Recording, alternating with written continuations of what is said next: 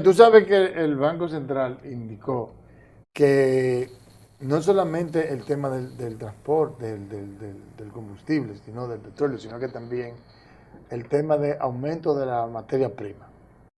el tema de la cadena de distribución que también tuvo una disrupción, el tema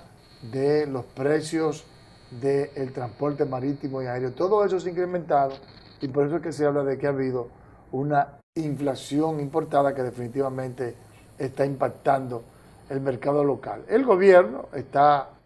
haciendo lo que parece más prudente. No cabe la menor duda de que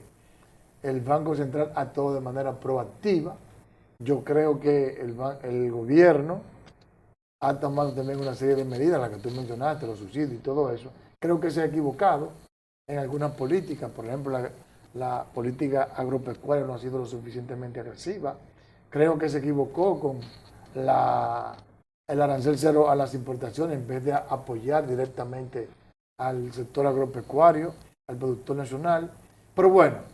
lo cierto es que como quiera se ha hecho un esfuerzo para controlar la inflación. No obstante, vamos a ver al vocero en la Cámara de Diputados de la Fuerza del Pueblo, Omar Fernández, quien entiende que la población no ha recibido el supuesto, no se ha beneficiado del supuesto 5.5% que ha tenido la economía dominicana en los primeros 6 meses del año. Que habría que preguntar a los dominicanos de a pie si están sintiendo ese aumento o ese crecimiento de la economía, mejor dicho. O sea, si usted le pregunta al que hoy gana el mismo salario que hace 2 años, pero que con la inflación todo es más caro, su dinero vale menos. Y entonces esas personas que no tienen hoy poder adquisitivo, que todo les es más caro, que la delincuencia está acabando con ellos, que hay una falta de empleo, un tema de desempleo importante también presente en la República Dominicana, habría que preguntarles a ellos si sienten que ese 5,5% que dice el Banco Central que ha crecido la economía de la República Dominicana se refleja en la realidad de sus mesas en sus casas y sus bolsillos. No creo que sea eso. Bueno, ciertamente, no cabe la menor duda que cuando uno relaciona las dos variables de inflación acumulada con respecto al crecimiento, pues la inflación es más elevada, prácticamente duplica el crecimiento y eso especialmente en la clase pobre, la clase media baja, que prácticamente todo su consumo se expresa en la canasta familiar, en la canasta alimentaria y, y de manera muy particular. La inflación está más o menos en 9.21%, pero la canasta alimentaria, de acuerdo a un informe que presentó el Banco Mundial en esta semana que se publicó en el periódico El Dinero, la canasta familiar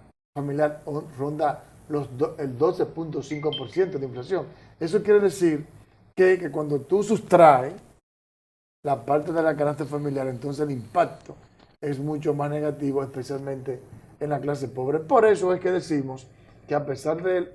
lo que ha hecho el gobierno, la política monetaria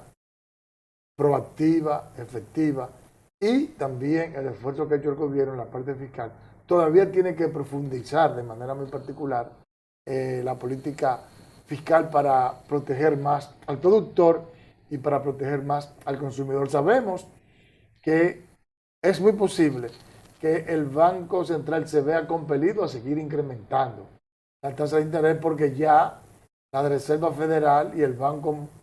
Central Europeo anunciaron que van a seguir aumentando la tasa de interés y el Banco Central tiene que caerle atrás a esas decisiones de corte monetario de esos bancos centrales de las dos economías más importantes del mundo y que tienen además una importante vinculación con la economía dominicana porque entonces puede haber escape de capitales que pongan en peligro las reservas internacionales y pongan en peligro la estabilidad macroeconómica.